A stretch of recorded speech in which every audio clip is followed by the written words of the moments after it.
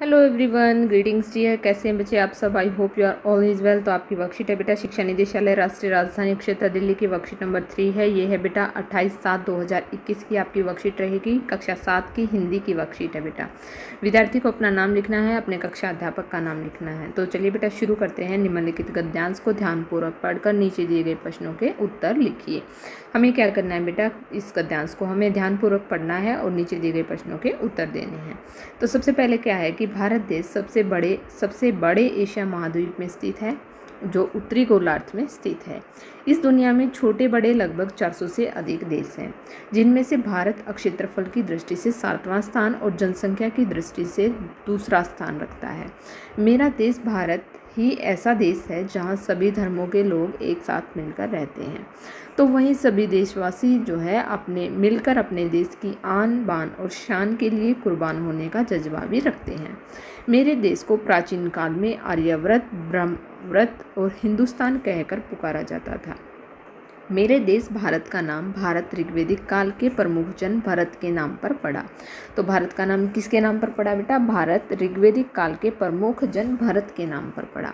तो आगे देखिए बेटा, यहाँ पर हमने गद्यांश को पढ़ लिया है। अब दिए गए हैं यहाँ पर कुछ प्रश्न उत्तर। तो सबसे पहला प्रश्न क्या है कि निम्नलिखित शब्दों से अपने मनपसंद वाक्य बनाइए। तो सबसे पहले क्या दिया गया बेटा? दृष्टि। आप यहाँ पर अपनी पसंद से भी कोई भी वाक्य बना सकते हैं, वरना आपके गद्यांश में भी यहाँ पर दृष्टि शब्द दिया गया है, तो इससे भी आप जो है वाक्य बना सकते हैं। तो देखिए यहाँ पर क्या है? दृष्टि। तो हम क्या लिखेंगे? भारत देश क्षेत्रफल की दृष्टि से 7वें स्थान पर है। क्या लिखेंगे? पर है। ठीक है बेटा, ये वाला वाक्य जो है हम दृष्टि का लिख देंगे। तो ये वाला वाक्य हम यहाँ पर लिख देंगे एक का।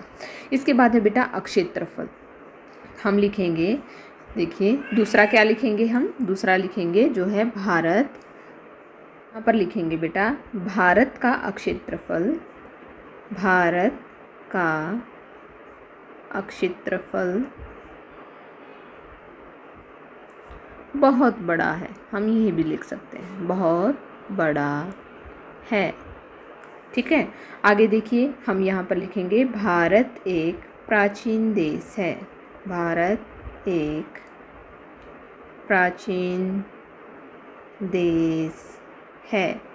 या आप ये भी लिख सकते हैं कि मेरे देश को प्राचीन काल में आर्यवर्त, हिंदुस्तान या जो है ब्रह्माव्रत कहकर पुकारा जाता था। ऐसे भी आप लिख सकते हैं।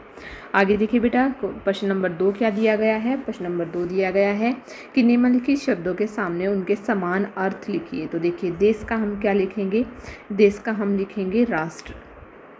ठीक है, और क्या लिखेंगे हम? देश का यहाँ पर लिखेंगे राज्य।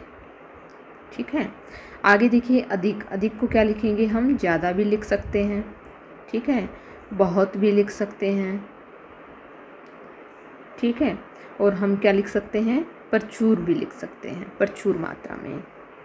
इसके बाद है बेटा स्थित। स्थित क्या होता है? स्थित हम लिखेंगे मौजूद, और क्या लिखेंगे? विद्यमान। विद्यमान। ठीक है, यहाँ पर हम ये इसके मिलते जुलते समानार्थ हम यहाँ पर लिख देंगे। आगे देखिए बेटा, आगे क्या दिया गया है? आगे दिया गया है उक्त गद्यांश में से ऐसे शब्दों की सूची बनाइए जिन्हें देखकर और सुनकर आपके मन में देश प्रेम उत्पन्न होता है।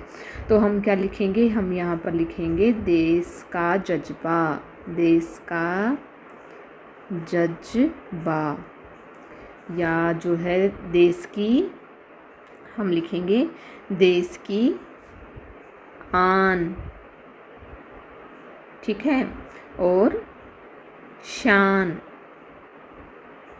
और क्या लिखेंगे बेटा हम लिखेंगे कुर्बान। ठीक है, हम लिखेंगे कुर्बान। ठीक है, तो यहाँ पर होती है बेटा आपकी वर्कशीट कंप्लीट। आई होप आप लोगों को समझ में आ गई होगी। अगर आपको वीडियो अच्छी लगी तो प्लीज़ लाइक शेयर सब्सक्राइब करना ना भूलें। थैंक यू बेटा, थैंक्स।